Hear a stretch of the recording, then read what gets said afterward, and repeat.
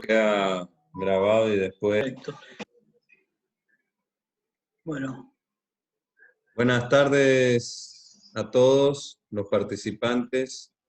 Gracias por acompañarnos una vez más en el módulo 9 de este programa de formación y capacitación para detección de potenciales donantes, y principalmente lo que queremos es sobre la procuración de órganos, tejidos y células. Hoy tenemos en este módulo 9, vamos a hablar de todo lo que es células progenitoras hematopoyéticas, y para eso tenemos a un profesional de primera, amigo, es jurisdiccional de Misiones, y hoy es el director del Registro Nacional de Donantes del INCUCAI, de CPH. Así que es un honor, Richard, que nos puedas acompañar en este momento tan especial para vos, y espero que todos aquellos que estén participando y los que los vean después en el canal de YouTube aprendan de lo que es la célula progenitora, que todo el mundo lo conoce como trasplante de médula ósea, y la verdad es de la célula progenitora hematopoyética. Pero no corto más. Gracias, Richard, y espero que los chicos disfruten de tu clase. Bueno, gracias, Chiche. Buenas tardes a todos. Un placer poder participar de esta capacitación.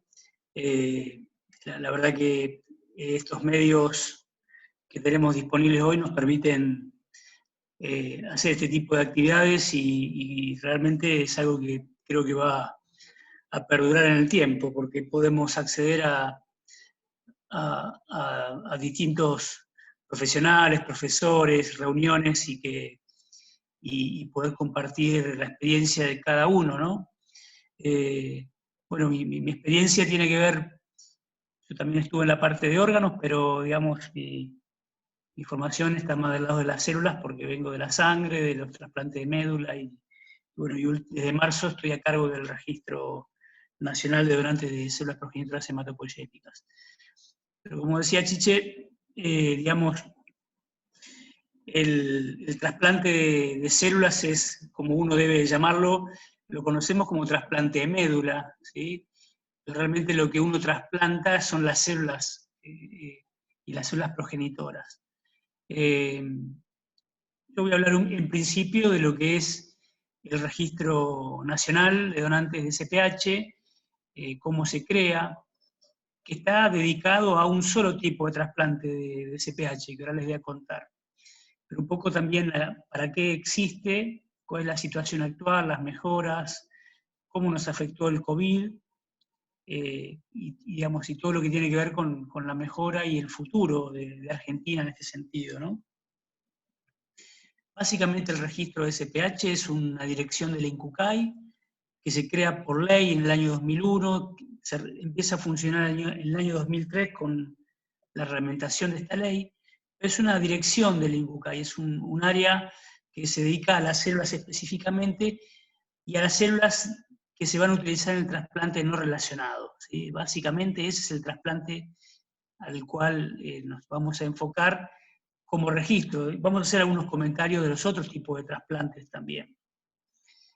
Entonces, por un lado, la misión del registro tiene que ver con gestionar la disponibilidad de células progenitoras hematopoyéticas para el trasplante de CPH no relacionado de pacientes argentinos, pero también pacientes extranjeros que necesitan un trasplante de un donante argentino. O sea, nosotros, dentro de nuestros principales procesos, tenemos por un lado constituir una gran base de datos, que es el registro en sí mismo, de donantes argentinos, para ofrecerle a los pacientes argentinos y extranjeros, pero también, una vez que tenemos la solicitud de un donante, gestionar la donación de ese donante que sea seleccionado, ya sea para un paciente argentino o para un paciente extranjero, ¿sí?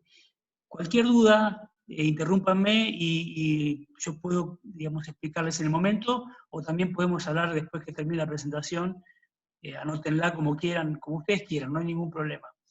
Pero bueno, básicamente esa es nuestra misión, y nuestros dos principales procesos, ¿sí? Y nosotros creemos que en algún momento vamos a poder brindar equidad en el acceso. Es muy difícil que un país logre, con sus propios donantes, abastecer a todos sus pacientes.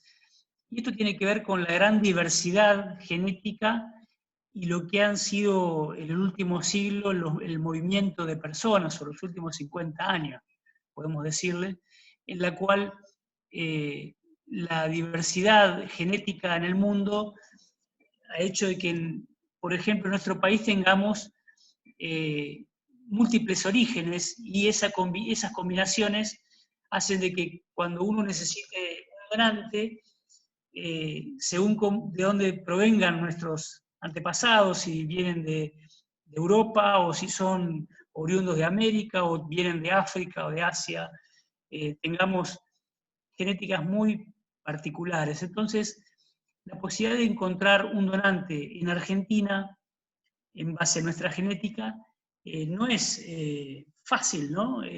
Hay países que tienen más conservada su genética, como puede ser Japón o la propia Alemania, pese que en Alemania también hay mucha inmigración en los últimos tiempos, ¿no? Entonces, cuando hablamos de equidad, por lo menos no decimos que vamos a brindarle donantes argentinos, sino que vamos a buscarle un donante en cualquier lugar del mundo. Y lo mismo le pasa a otros registros, ¿sí? Lo importante podría ser tener todo el proceso aceitado para conseguir ese donante cuando el paciente lo necesita. Pero un poquito para aclarar qué tipo de trasplante de SPH hay, podemos decir que hay dos grandes grupos. El primer grupo, o el primer tipo de trasplante, es el trasplante autólogo, que es aquel que se realiza con las propias células del paciente, ¿sí? Esto, no cualquier enfermedad puede permitir este tipo de trasplante, porque a veces si no tenemos células sanas como para poder guardarlas y después infundirlas de nuevo a nuestro propio paciente. Un ejemplo de ello pueden ser las leucemias, linfoblásticas, hemoblásticas o algunas otras enfermedades. Básicamente hacemos en el mundo los trasplantes autólogos. En la principal enfermedad que hacemos trasplante es en el mieloma, después le sigue el linfoma, y después algunos, por ejemplo, los tumores de testículo que requieren el trasplante de médula. Digamos, son muy específicas las enfermedades, pero bueno, es el trasplante más común de SPH, ¿sí? Es el trasplante que más se hace de SPH. Y después tenemos el trasplante alogenéico, o sea, se subdivide en si el donante es un familiar o no, ¿sí? Decimos que es relacionado cuando es un familiar y no relacionado cuando no es familiar.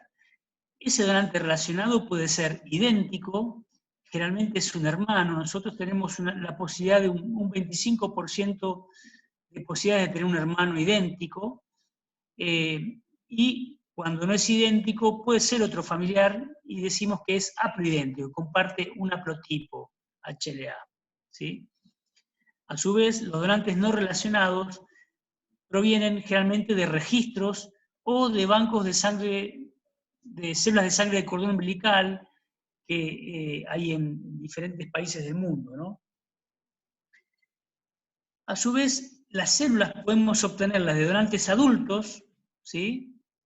Que pueden donar por aféresis, después les voy a mostrar cómo es eso, o a partir del aspirado de médula ósea, o de donantes recién nacidos a partir de la donación de la sangre de cordón umbilical, de donde se obtienen células progenitoras provenientes de la sangre del feto y recién nacido, ¿no? Y de la placenta. Entonces son las tres fuentes de células, y estos son los tipos de trasplante que tenemos, ¿sí? Básicamente nosotros en el registro nos dedicamos a este tipo de trasplantes, ya que buscamos donantes no relacionados en los registros y en los bancos de sangre de cordón del mundo, ¿no? En Argentina tenemos el registro argentino, que está en el INCUCAI, y también el banco de sangre de cordón umbilical nacional, que está en el Garrahan, ¿sí? Las enfermedades que digamos, en los últimos 10 años, las 5 primeras causas, o las primeras 4 causas de trasplante no relacionado fueron estas: las leucemias mieloides y linfoblásticas, los síndromes mieloidisplásicos y la anemia aplásica o la aplasia medular, ¿no?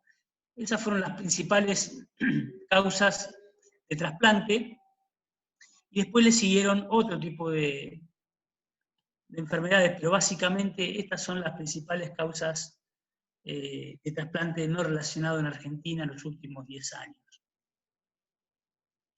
Nuestro registro nacional es parte de una red mundial, que es la WMDA, donde ya hay más de 38 millones de donantes registrados y que se formó en el año 2017 a partir de la unión de diferentes organizaciones de donantes, como fueron el BMDW, o el NEDCOR, o la propia WMDA, de la que hoy somos parte, y de diferentes bancos de sangre cordón umbilical, distribuidos en 53 países del mundo. O sea, hay 207 registros y bancos de cordón en 53 países del mundo. Y de esto Argentina es parte con el registro y con el banco de sangre cordón umbilical del Garrahan, ¿no? Y es ahí donde están estos 38 millones de donantes disponibles para cuando un paciente necesita y no tiene un donante idéntico en la familia. Nuestro registro tiene aproximadamente 300.000 donantes. De esos 38 millones de donantes, 300.000 son argentinos, y tiene una distribución de edad: cerca de la mitad son menores de 40 años, y digo de menores de 40 años porque es la edad con que mayor predilección se requiere en el registro. En cuanto un paciente necesita un trasplante, el equipo de trasplante prefiere que sean donantes jóvenes, ¿sí? A su vez, cuando yo les digo casi 300.000, no les digo nada, si es mucho o poco, ¿sí? Entonces los países nos comparamos entre nosotros, entre los países. Por ejemplo, Argentina tiene 61 donantes cada 10.000 habitantes. Los 10 primeros países del mundo tienen, en general, por arriba de 150 donantes por 10.000 habitantes, o sea, estamos por debajo de esos primeros 10 países del mundo. Pero bueno, es una manera que tenemos de compararnos.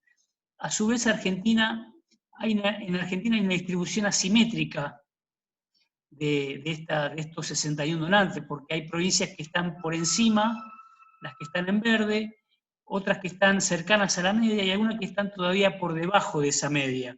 Algunas muy cerca de la media, como son La Rioja o Neuquén, que están ahí cerquita, y otras que están, les falta un poco, y otras que están muy por debajo, ¿sí? En el caso, por ejemplo, de Formosa, todavía tenemos poca representación de Formosa en el registro.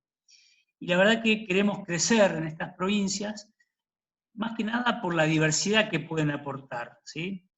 Ustedes saben que Argentina tiene la particularidad que, por un lado, tiene los habitantes autóctonos de la Argentina, que fueron las comunidades o los pueblos originarios, y que tienen una diversidad propia de cada pueblo y en cada provincia.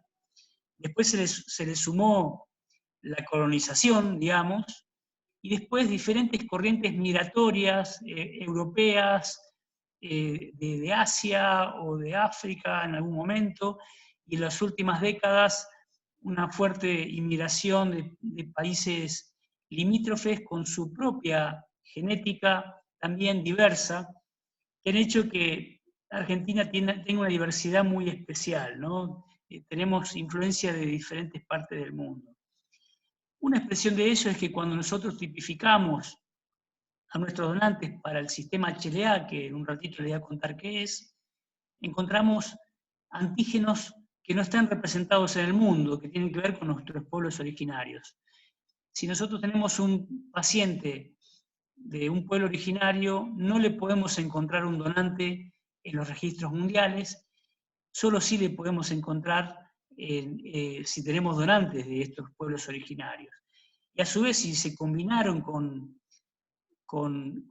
pobladores de otros orígenes, resulta todavía más raro y más difícil de encontrar donantes. Por eso nosotros queremos que la cosa sea un poquito más pareja, que la media de donantes sea muy parecida, entonces ahí tendremos realmente equidad e igualdad de oportunidades a la hora de buscar un donante, ¿sí? Entonces, esa es una mejora cualitativa que queremos lograr a futuro, y aparte, nuestro crecimiento, que va a tender en los próximos 5 años a tener 90 donantes por cada 10.000 habitantes, o sea, pensamos crecer un 50% en los próximos 5 años, queremos que sea más simétrico, ¿no? Que crezca en forma más pareja. A su vez, este año hemos cambiado la edad de incorporación. La edad de incorporación original de nuevos donantes era entre 18 y 55 años, y este año le hemos bajado a 40 años, o sea, aceptamos donantes nuevos entre 18 y 40 años, que se inscriban como donantes y que perduren hasta los 60, pero queremos incorporar donantes jóvenes porque son los que más se eligen a la hora de seleccionar un donante. Para ello estamos trabajando con todas las universidades del país, en un convenio especial con el Consejo Interuniversitario Nacional, que generará convenios individuales con cada universidad, porque las universidades van a aportar juventud y la diversidad propia de las provincias, pero también de los estudiantes que se mueven para estudiar carreras, por ejemplo, muy específicas de algunas universidades. Y a su vez estamos propiciando convenios con el Garrahan de las provincias para que también haya donaciones de sangre de cordón de las provincias que pueden aportar la diversidad de las comunidades originarias, por ejemplo. Así que bueno, esto es un poco lo que quería contarles sobre la diversidad y la calidad de nuestro registro. Aquí está un poco más representadas las provincias y los próximos 5 años, o sea, a la derecha van a ver cuánto debería aportar cada provincia de nuevos donantes para llegar a ese número de 90 donantes cada 10.000 habitantes, cada año, ¿sí? Del 21 al 2025, y esto lo estuvimos trabajando con cada provincia para que cada uno sepa su objetivo y pueda sumar esta cantidad de donantes y así también aportarle posibilidades a sus pacientes cuando requiera un trasplante de médula ósea y no tenga un donante familiar.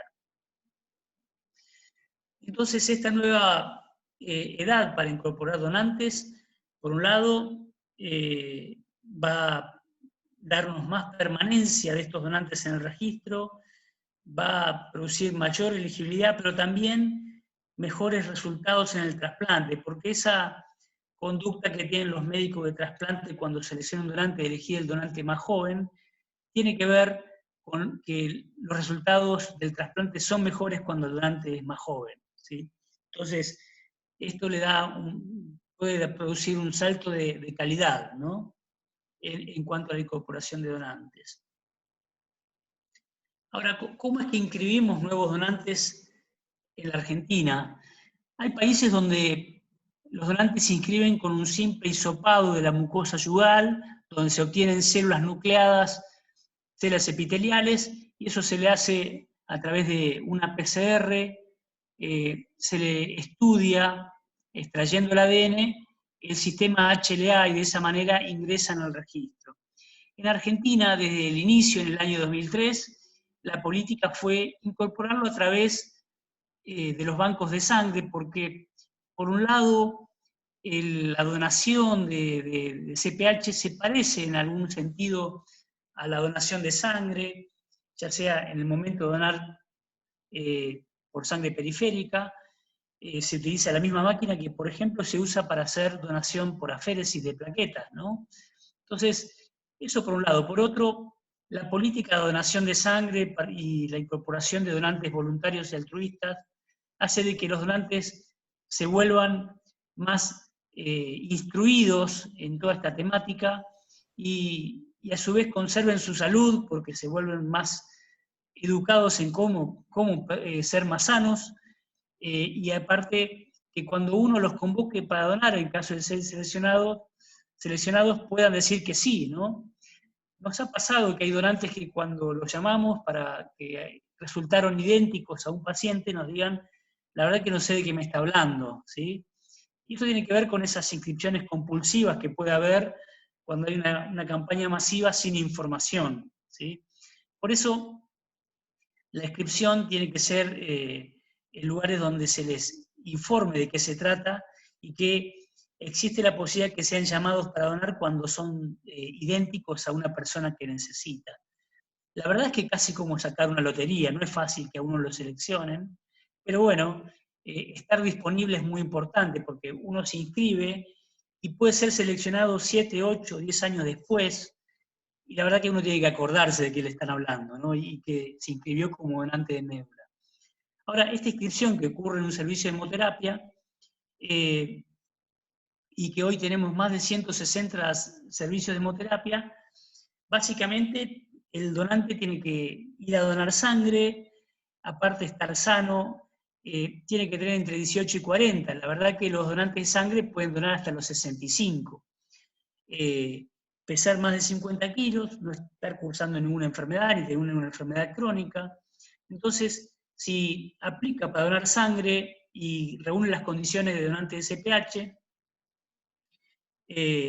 aparte se toman unas muestras para hacer el estudio HLA, que ahora les voy a contar qué es, pero básicamente son antígenos que están en la superficie de nuestras células del sistema inmune, pero en otras muchas y múltiples células que nos caracterizan y que nos diferencian entre nosotros, pero básicamente el sistema HLA está relacionado al reconocimiento de lo propio y no propio del ser humano y la respuesta inmunológica de las personas.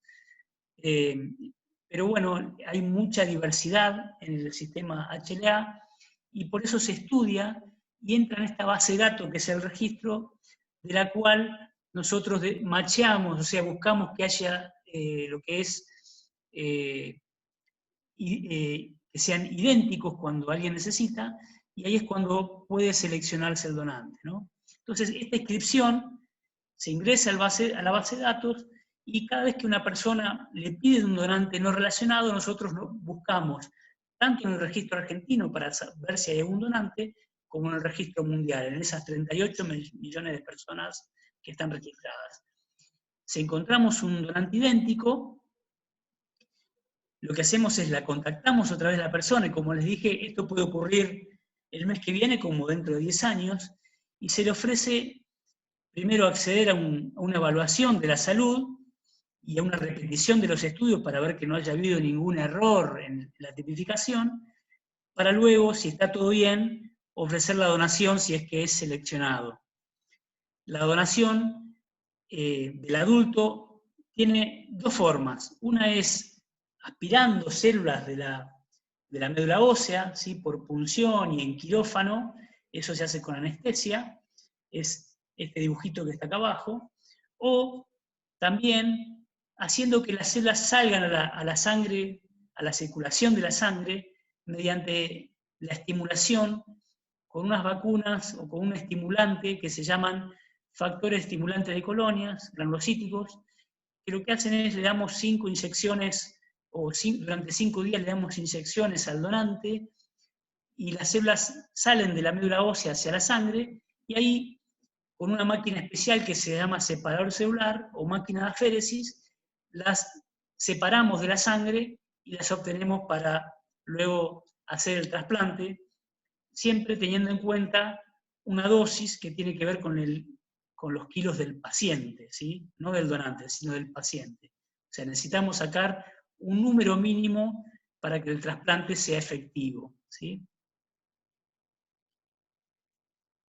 Entonces, cuando un paciente que le diagnostican, por ejemplo, leucemia y le indican un trasplante no relacionado, ya que no se puede hacer, perdón, le indican un trasplante alogénico, ya que no se puede hacer autólogo, y no tiene un donante idéntico, no tiene un hermano idéntico, lo que se hace se le estudia el HLA, y ese HLA lo comparamos con las bases de datos del mundo, mediante una búsqueda preliminar.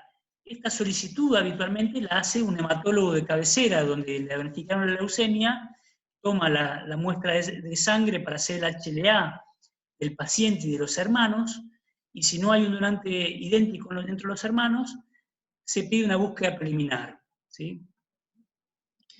Bueno, después, si en la búsqueda preliminar se vio que puede haber algún donante, aunque en Argentina todavía este estudio lo hacemos con un HLA de baja resolución, ya les voy a contar qué es esto, se solicita derivar al paciente a un centro de trasplante de médula, donde solicitan ahí sí la búsqueda formal, ¿sí?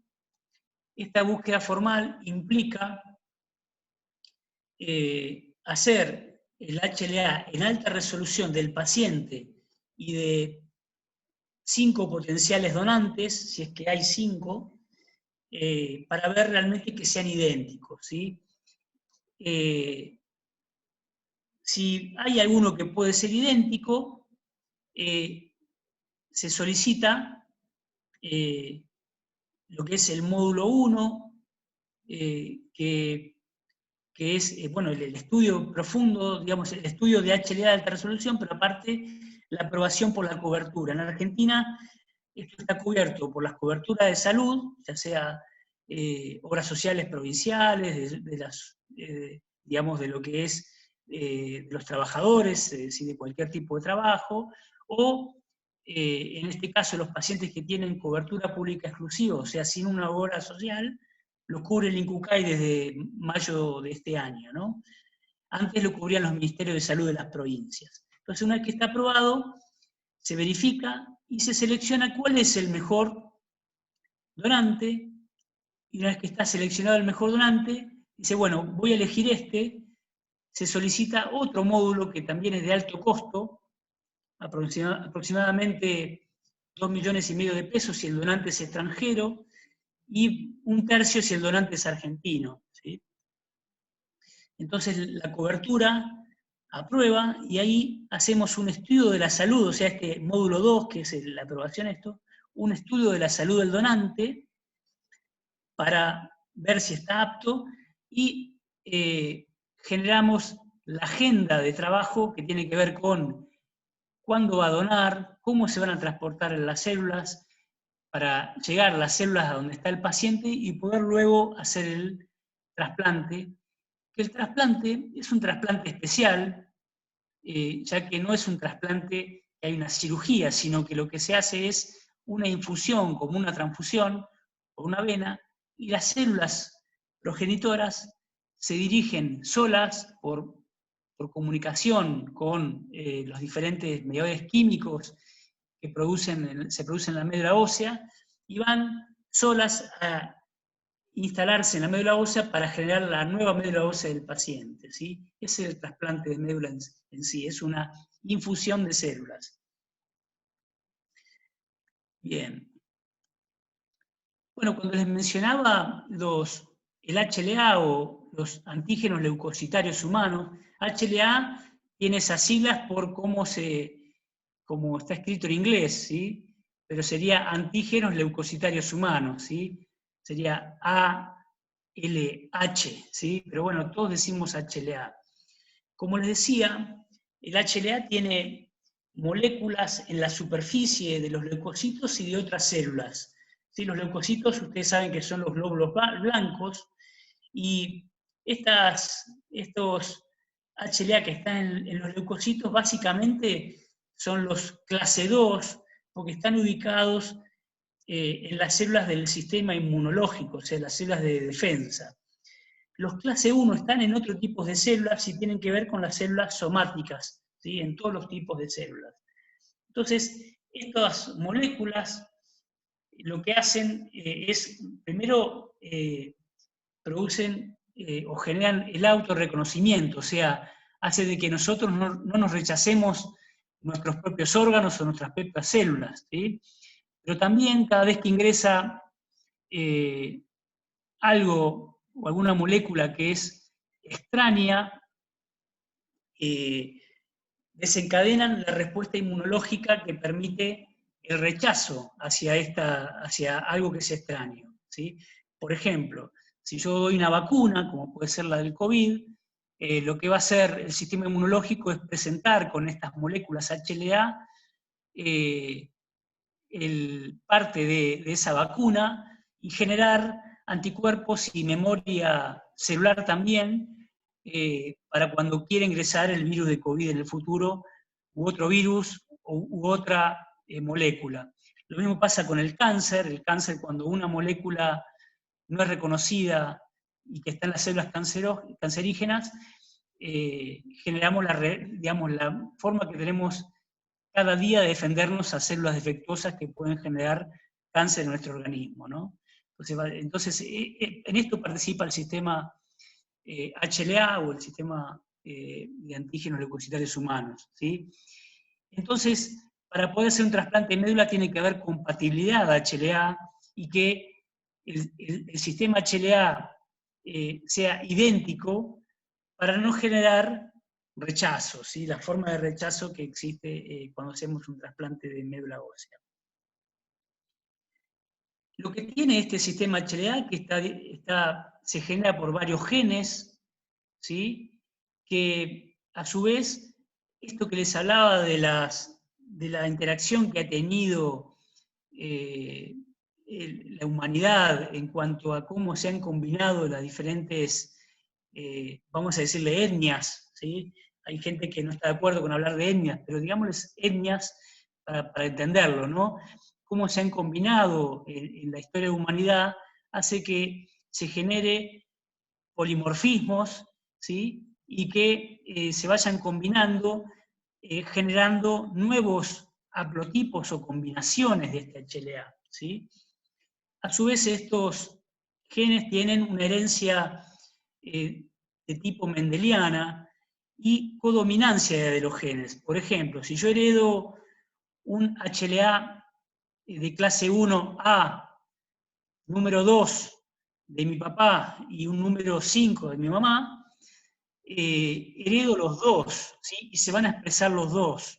Entonces yo tengo la información de ambos padres cuando describo los HLA tanto de clase 1 como de clase 2. ¿Sí? Eso es la codominancia, la expresión de ambos antígenos que se heredan de padre y madre referidos a un tipo de molécula, ¿no?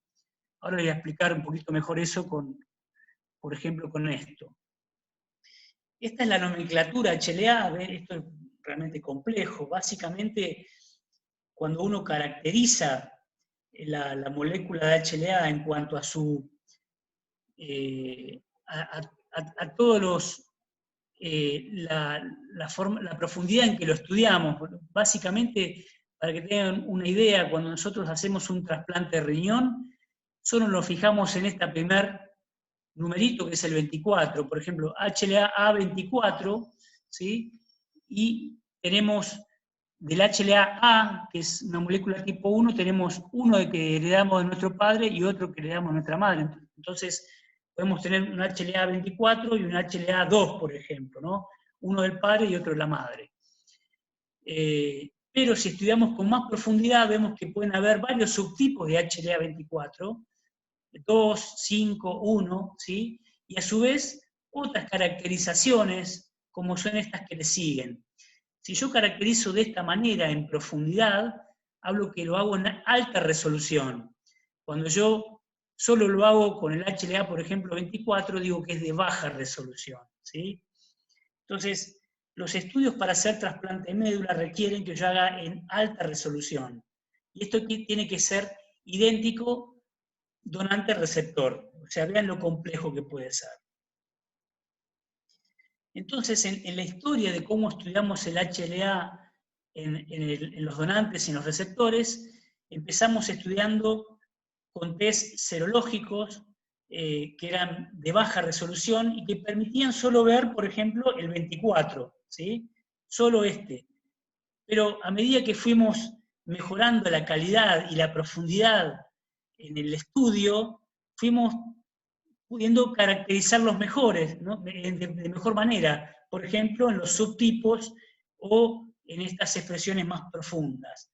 Y ahí vinieron estas caracterizaciones, como pueden ser el SSP o el SOO, que son las formas de mediana a intermedia resolución, hasta llegar a estas últimas dos que básicamente hoy estamos utilizando esta última, que es el NGS o Next Generation Sequencing, que caracteriza con la profundidad, toda esta profundidad a los antígenos HLA.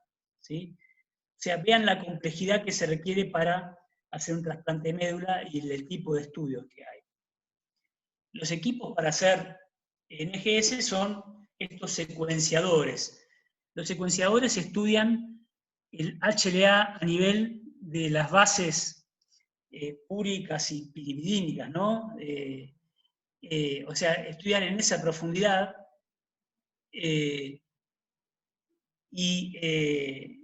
digamos que cuando hacemos un HLA de baja resolución, casi siempre estudiamos con una PCR común, ¿sí? En este caso estamos secuenciando, estudiando el ADN en forma completa, como si fuera el genoma, pero a nivel genómico, ¿no? A nivel de el gen de HLA, ¿no? Bueno, entonces, para hacer trasplante de médulas, básicamente necesitamos este tipo de tipificación en NGS, ¿no? Bien, entonces, cuando nosotros tenemos un paciente que ya estudiamos el HLA del paciente, y los donantes, en principio de los hermanos, ¿sí? El primer donante que vamos a elegir es si hay un donante idéntico, que es un hermano habitualmente. Pero si no tenemos, vamos a buscar uno relacionado idéntico, o sea que comparta al menos 10 antígenos de HLA, ese sería un donante idéntico, ¿sí? Y si no encontramos, empieza a ver los donantes alternativos, o sea, cuando alguien no tiene un donante idéntico ni familiar ni en los registros, buscamos donantes alternativos, ¿sí? O sea, no se acaba ahí la posibilidad de un trasplante, hay trasplantes que se están haciendo no tan compatibles, que son estos que están acá, que pueden ser 9 de 10 o 7 de 8, ¿sí? 9 de 10 es decir que comparte 9 antígenos de 10, ¿sí? O los que se están haciendo bastante más frecuentemente que estos últimos años, que son los donantes haploidénticos, que se trata de donantes que comparten la mitad. Habitualmente son familiares, padre, madre o un hermano que comparte la mitad, no heredó todo el HLA idéntico de los padres o de las madres, ¿no? Y después vienen las unidades de cordón umbilical que se comportan como alternativos porque el comportamiento biológico del cordón no es el mismo que de un donante adulto, ya que la médula tarda más en prender, digamos, en crecer dentro de la nueva médula ósea. O sea, eso le llamamos engraftment, que es a eso se le llama a cuando prende dentro de la médula y empieza a reproducirse la nueva médula ósea del paciente, que es la médula ósea del donante, ¿no? Este es un ejemplo de selección, donde en el primer cuadro, vean que tenemos, por un lado, el HLA-A, tenemos el 211 y 6812. Esto es el paciente, ¿no? El B, 440201, 550101, el C, 121741. O sea, ¿qué quiere decir esto? Del A tengo dos posibles, uno que le dé mi padre y otro que le dé mi madre. Del B tengo dos posibles, uno que le dé mi padre y otro mi madre. O sea que, si contamos acá, tengo 2 por el A, 2 por el B, 2 por el C, 2 por el DRB1, 2 por el DQB1, ¿sí? Y acá podemos sumarle el C, que no está acá caracterizado, o sea, podría ser no solo 10 de 10, sino 12 de 12. Acá hay, como ven, 2, 2, 2, 2 y 2, o sea, 5 veces 2, que da 10. Quiere decir que 10 de 10 quiere decir que sean idénticos en estos 10 antígenos, ¿sí? Entonces yo busco un donante que tiene que ser igual. Entonces vamos a ver, el A comparte el 2, 2, 1, 1, 1 y el 68, 1, 2. ¿Sí? Comparte los dos. El B comparte también el 44, 2, 1, 44, 2, 1, 51, 1, 1. El C, lo mismo, ¿sí? El DR, B1, lo mismo, ¿sí? Comparte. Y el de Q, ¿sí? Lo mismo. Entonces, este es un donante 10 de 10, como dice acá. O sea, es un donante que es óptimo. Acá no tengo la edad, pero a veces lo que hace el médico, que una vez que le decimos tiene un donante 10 de 10, es ver, a ver qué edad tiene. Y tiene, por ejemplo, si tiene para elegir el sexo, va a elegir, por ejemplo, prefieren los donantes masculinos porque también hay una leve mejora en resultados con donantes masculinos. Y lo otro que se fijan, por ejemplo, es el estatus del citomegalovirus. Si el paciente, perdón, es citomegalovirus negativo, va a preferir que el citomegalovirus sea negativo, ¿sí? Entonces, así es como eligen el donante una vez que se los ofrece al centro de trasplante donde está el paciente, ¿sí? Bien, entonces, una vez que seleccionamos el donante, como les dije hace un ratito, se le dice al donante cómo prefiere donar. Prefiere donar por punción aspiración de la médula ósea, en quirófano y bajo anestesia, que es este dibujito donde está el hematólogo aspirando, ¿sí? En quirófano, o prefiere donar despierto en una máquina, para lo cual tenemos que darle durante 5 días estimulantes.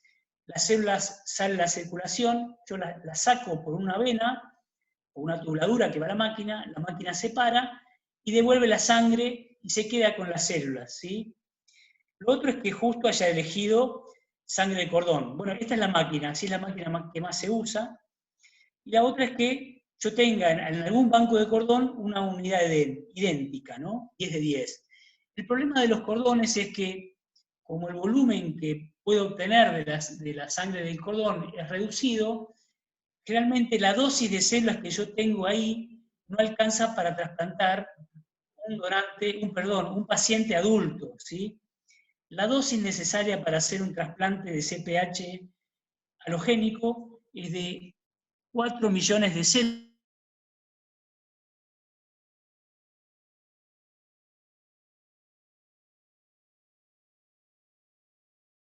Cantidad de células según el peso del paciente, ¿sí?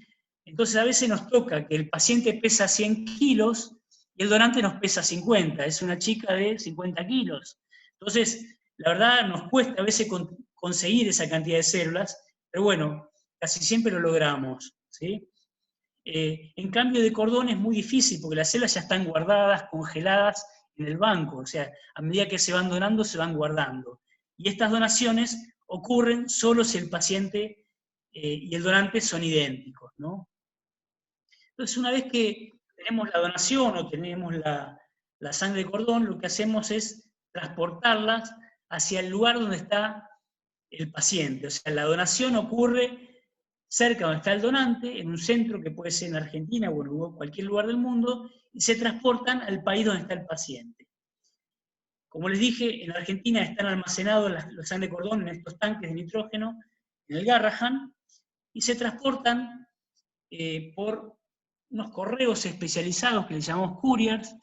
Esta foto que está ahí es de un móvil que tiene el courier de Alemania, que transporta habitualmente a 4 grados centígrados en unos conservadores especiales, pero la pandemia, como les voy a contar en un ratito, nos hizo tener que transportar en tanques de nitrógeno a menos 196 grados, o sea, congeladas con nitrógeno, ¿sí? Y esto habitualmente se transportaba en vuelos de línea, donde la persona del correo, el courier, viaja con las células como un pasajero más, pero custodiando esas células y tiene planes de contingencia para mantener la cadena de frío, o lo que nos ocurrió últimamente con la pandemia, que tuvimos que transportar en vuelos de carga, ¿sí? Como son Lufthansa Cargo o la aerolínea de LAN, ¿sí? Que es LAN Cargo, nos transportó células de diferentes lugares del mundo a Argentina en este caso, o nosotros también mandamos células a otros países, a donde está el paciente y donde se hizo el trasplante después, ¿no? Habitualmente, cuando transportábamos las células frescas, al paciente se lo preparaba con una quimioterapia que es el acondicionamiento, se le da una quimioterapia muy fuerte para barrer con la médula ósea enferma, y cuando llegaban las células se le infundían inmediatamente. Debido a que el cierre de fronteras, a lo que puede ser el cierre de países, o las dificultades para transportar, o se transportaban congeladas, o cuando llegaban se congelaban, y ahí recién después se preparaba el paciente con el acondicionamiento, porque si el vuelo no llegaba y nosotros acondicionábamos al paciente, lo dejábamos aplaciado y el paciente seguramente se iba a morir sin sus células, ¿no? Entonces nos hizo cambiar toda nuestra logística el COVID. Bueno, en la historia del registro argentino, desde el 2003 que empezamos hasta el 2014, tuvimos una producción discreta, o sea, hubo pocos donantes argentinos, como ven, de 1 a 7, ¿sí? Pero a partir del 2014, que empezamos a estudiar a todos nuestros donantes en alta resolución, a partir de una gran inversión, que a la fecha son más de 7 millones de dólares que invertimos en tipificar en alta resolución, hubo un salto en la cantidad de donantes que fuimos seleccionando año a año, tanto para pacientes de Argentina como para pacientes del exterior, ¿sí? Entonces, nuestro récord, que fue el año pasado con 60 donantes argentinos, y fueron mitad y mitad para pacientes argentinos como para pacientes extranjeros. Y este año, pese a la pandemia, prácticamente igualamos el número del año pasado, o sea, hubo mucho trabajo, con mucho requerimiento logístico de cómo hacer para que las células lleguen a cada paciente, tanto pacientes argentinos como del exterior, ¿sí? ¿Sí? O sea, vean que esa línea de corte hubo un antes y un después, y que nos permite hoy ser un registro a nivel mundial de alta calidad por esta cantidad de donantes tipificados en alta resolución. Esto acorta mucho los tiempos y hace que nos seleccionen cada vez más. Estos donantes provinieron de todas las provincias, como ven ahí. Esta tabla habla de 48, en realidad ya van a fines de este mes, vamos a tener 60, pero los donantes vienen de todas las provincias, ¿sí? Y tienen que ver con su población, por eso la provincia de Buenos Aires, que es casi el 50% del país, tiene casi el 50% de los donantes seleccionados, ¿no? Bien, otra cosa muy importante es que todos los trasplantes de médula han ido creciendo en los últimos 10 años en Argentina. El año pasado fueron casi 1.200, de los cuales en azul ven que predominan los autólogos, después lo siguen los trasplantes relacionados, ya sea idénticos como apoidénticos, y después siguen los no relacionados, o sea, los que provienen de estas donaciones a las cuales nos dedicamos en el registro, ¿no? El año pasado fue el récord, y este año, pese a la pandemia, ya llevamos 92, y acá todavía faltan registrar donantes de noviembre, y trasplantes de noviembre, mejor dicho, y todos los trasplantes de diciembre. O sea, pese a la pandemia, vamos a tener un número muy parecido a los del año pasado en cantidad de trasplantes totales también, ¿no? Todos los otros trasplantes también van a crecer para fines de diciembre, ¿sí? Y esto nos pasó este año, ¿no? Donde hubo un inicio importante, caímos en el primer trimestre por la pandemia, crecimos cuando encontramos cómo mejorar y cómo transportar básicamente, y todavía nos falta acá no menos de 1 mes y medio de carga, por eso todavía, pero estamos en muy buenos números también para el cuarto trimestre. O sea, en esto Argentina se destaca a nivel Latinoamérica e inclusive en el mundo por haber sostenido su actividad de trasplante de médula pese a la pandemia. Tenemos que decir que en el caso de los trasplantes alogénicos, realmente en muchos de los casos es la única alternativa para sobrevivir, ¿sí?, el trasplante. Entonces, tuvimos que seguir trasplantando para mantener con vida a muchos pacientes, ¿sí? Entonces, acá resumí un poquito todo lo que nos pasó con la pandemia, para que tengan una idea. Entonces, en primer medida cayeron todos los trasplantes en cantidad en Argentina y en el mundo, pero como vieron, nos fuimos recuperando. Y esto se produjo por el cierre de fronteras, de aeropuertos, la cancelación de vuelos. Los equipos de trasplante a su vez tenían miedo, porque piensen de que cuando estamos haciendo un trasplante, llevamos al paciente a una inmunosupresión profunda, porque le eliminamos su sistema inmune para ponerle otro nuevo, ¿sí? Entonces, estos pacientes, aparte de los microbios, los microorganismos comunes a los que están expuestos, se exponían al COVID este año. Y para estos pacientes, la mortalidad es mucho más alta que un paciente que no tiene algún tipo de inmunodeficiencia, ¿no? Entonces había mucha prudencia en los equipos de trasplante y hacían los trasplantes que no tenían otra alternativa.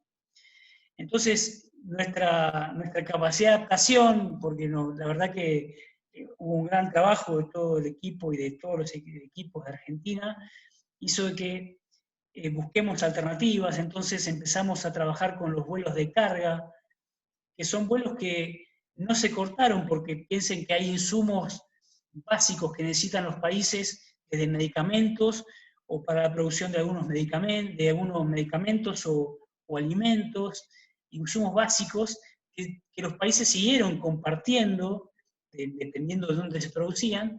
Entonces ahí aprovechamos que los pilotos de esos y las tripulaciones de esos aviones nos traigan las células o mandemos células a otros países, y eso se lo llamó Keros Crew, que significa a cuidado de la tripulación.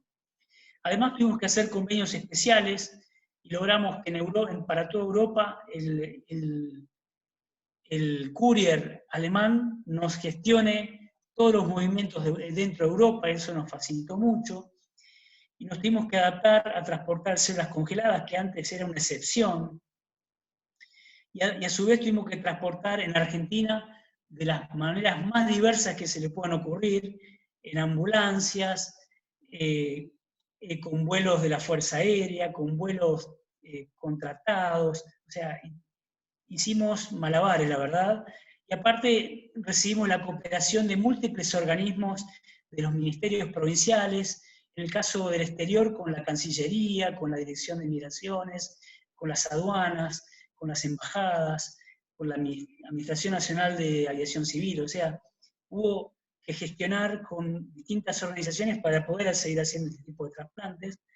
Y a su vez ayudamos mucho al Garrahan para poder tener donantes relacionados, porque vieron que el Garrahan también gestiona las células cuando un hermanito nace y está el hermano enfermo, necesita un trasplante, se verifica si esas células de cordón no son compatibles, y entonces ayudamos al Garrahan a gestionar esas células, ¿sí? Así que, como les dije, pese a todo este cambio, logramos sostener la actividad. Bueno, esto produjo mucho movimiento, inclusive en la prensa, donde con un vuelo de carga hubo momentos que venían células de diferentes países en vuelos de carga, ¿sí? Estos son los tanques que vienen congelados, ¿sí? La TAM aprovechó también un poco para hacer su marketing, pero creo que lo hizo gratuito, o sea que totalmente válido la ayuda, y que puedan contar de que su responsabilidad social en época de pandemia fue muy buena, y nosotros lo creemos así. Así que bueno, esto quería contarles, pero estamos en proceso todavía de mejoras y me tocó ingresar en este año donde estamos, por un lado, mejorando la diversidad y la edad y lo que es la calidad y el trabajo con las provincias y con los sistemas de sangre de la provincia, porque al trabajar con los bancos de sangre tenemos que vincularnos y trabajar con esos donantes fidelizados, informados y bien predispuestos, ¿no? Entonces, es un círculo virtuoso que queremos hacer para el sistema de sangre, pero también para el sistema de donación de médula. Estamos trabajando en mejoras de procesos, informatizando, para disminuir el trabajo que pueda generar algún tipo de sobrecarga en los bancos de sangre. Y tenemos asegurada la tipificación de muchos donantes para el año que viene, ¿sí? Para esto Argentina invirtió 236 millones de pesos este año, que son parte de esos 7 millones de dólares que les contaba al principio. A su vez el INCUCAI, a través del Fondo de Solidaridad de Trasplante, está financiando la búsqueda de los pacientes con cobertura pública exclusiva y cofinanciando trasplantes para estos pacientes, ya que a veces el demorarse en financiar implica que muchos pacientes no accedan al trasplante y esto es, de alguna manera, el esfuerzo que hace el INCUCAI y en este caso el Ministerio de Salud de la Nación al asignar fondos para poder ayudar a las provincias en este sentido para esos pacientes, ¿no? Y también los pacientes que tienen cobertura, antes se les exigía el pago adelantado, porque nosotros tenemos que pagar en dólares. Argentina paga en dólares cada vez que un donante del exterior, esa traída de células, tenemos que pagarla también en dólares. Entonces, y hasta mayo, el INCUCAI exigía el pago adelantado a las obras sociales. Imagínense que el trámite era bastante engorroso, y por una decisión del nuevo presidente del INCUCAI y un gran esfuerzo económico, o sea, tuvo que dedicar dinero para poder asegurar de que se pague al exterior para poder que estos registros nos manden las células sin haber recibido el dinero de las obras sociales, pero bueno, de alguna manera también trae equidad para estos pacientes. Entonces, de esa manera facilitamos este proceso. Después estamos trabajando mucho en capacitación, tanto en charlas como esta, en cursos, pero también en capacitaciones específicas de los integrantes del Sistema Nacional de Donación y Trasplante, de las ONG que participan en la promoción, de los propios técnicos y capacitaciones internas. Así que creemos que esto tiene que ser un eje y un pilar de la gestión. Y también estamos aplicando a una certificación de calidad internacional que nos permita ser un registro de confianza para los otros registros del mundo, y bueno, creciendo en calidad, como les decía. Y hay algo que también se está generando, que hay poca oferta de centros de trasplantes públicos, en hospitales públicos, de médula ósea, y esto está expresado también que en los últimos 10 años tengamos un bajo porcentaje de los trasplantes de pacientes con cobertura pública exclusiva. Entonces, este año se van a invertir casi 200 millones de pesos también en infraestructura, capacitación y equipamiento de 3 proyectos ubicados estratégicamente en regiones como son Córdoba, Tucumán y Mendoza, y de alguna manera abrir nuevos centros de trasplantes en hospitales públicos, ¿sí? Así que esto es algo que está ocurriendo en este momento.